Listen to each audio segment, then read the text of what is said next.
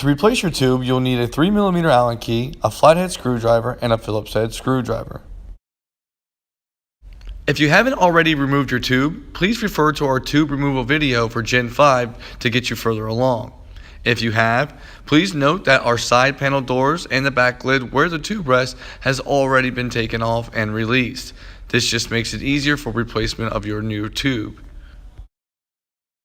Since your tube has already been taken out, go ahead and double check to make sure that your brackets do move up and down freely to make it easier when installing. Next, let's remove the new tube from the box. First, you want to inspect it, making sure there's no cracks or fractures throughout the tube. After you've inspected your tube properly and it's good to go, take two hands, lift it out of the box, and remove the styrofoam fittings around it. Be very careful you don't damage your tube. This is where it can get a little tricky. You're going to want to make sure that the copper post is facing to the right when inserting into your first bracket. This will allow for an easier fit through.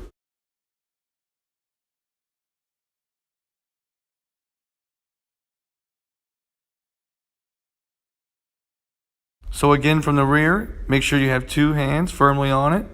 Carefully place it through the first bracket. Once you get it through the first bracket, you can rest it on there carefully. You're going to want to get a good grip with your left hand and then reach around to grab the middle of your tube with your right hand, as you can see in the video. This will allow you to continue to push it forward. Again, the same method going through the second bracket where you would angle it to the right and push it forward. Once you're all the way through, you're going to want to then go ahead and give it that quarter turn to make sure that the ground post is facing the bottom.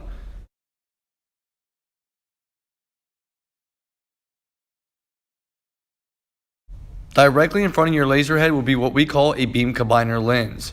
You roughly would like to be about 1 to 2 inches away from this. Next, we're going to secure the bracket to the tube.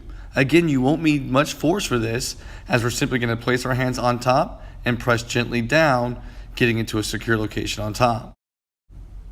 After that, we're going to go ahead and tighten the two Allen bolts with a 3mm Allen key on each side of your tube. Again, just make sure that they are snug and do not overdo it. Once you're finished with the two on the side, move to the top Allen bolt, and you want to make sure that one there is secure as well and not overdoing it. You'll repeat the same process for the other side.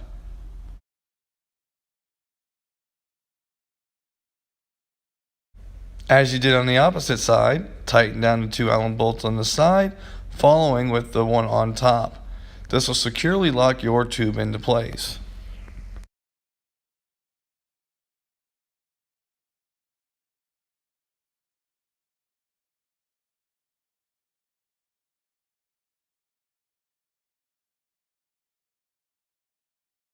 When finished, your tube should be snug and fit and not able to move around. Locate your high voltage and your water in line, along with your ground and your water outline. This will be on the left side for the high voltage and the right side by mirror 1 for your ground. Beginning with the high voltage side, take the water in line and securely attach it to the tube. Now keep in mind that this is a glass piece. You want to be very careful. It can chip or break off.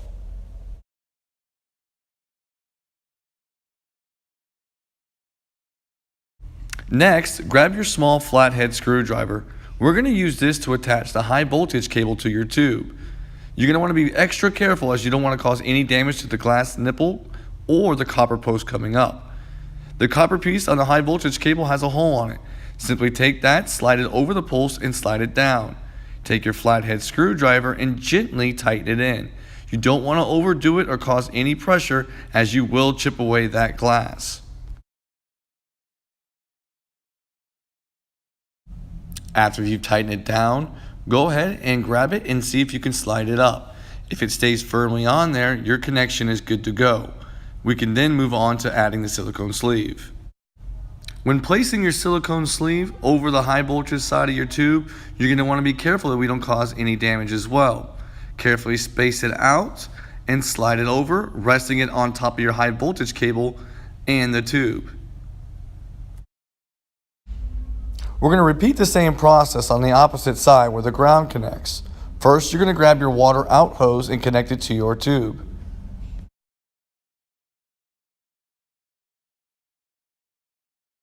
Once that is connected, grab your small flathead screwdriver, and just like we did for the high voltage, we are going to attach the ground wire directly to the tube itself. Again, be careful when you're twisting it, not applying a lot of torque or pressure to cause damage to the nipple or the copper post coming up. Again, once complete, make sure it is snug and not sliding off. After all your connections are secure, you're going to want to make sure that your tube is level. Apply a level to the tube and the frame to make this happen. If you notice that you are off, do not panic. Simply go down to the brackets, look at the two Allen bolts there. You would want to loosen those, and once loosened, apply the switch left or right to raise it or lower it. You'll do this on both ends to get the perfect height and adjustment for your tube. And that's how you replace a tube on your Gen 5 Boss Laser machine. Thanks and have a great day.